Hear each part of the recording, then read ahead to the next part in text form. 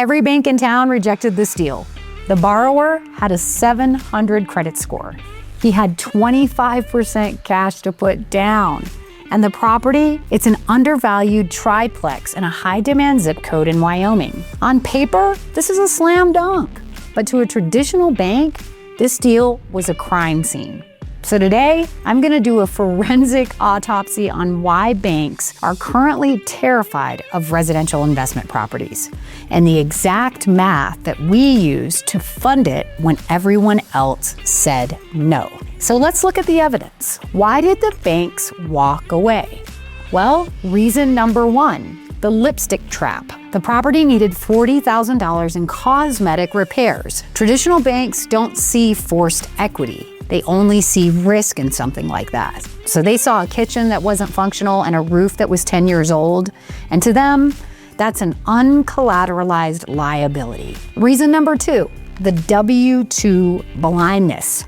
Our borrower is a full-time investor, so he doesn't have neat, tidy pay stubs from a corporate office. He has a complex tax return with multiple LLCs and depreciation. Banks aren't built to understand forensic accounting. They are built for check the box.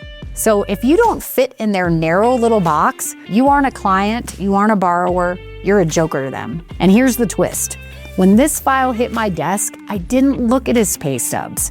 I looked at the debt service coverage ratio. I looked at the as repaired value. And I saw a property that would cash flow at a 1.25 dscr ratio once the work was done. I saw a $30,000 equity play on this property. And I didn't fund it because I'm nice. I funded it because the math was undeniable.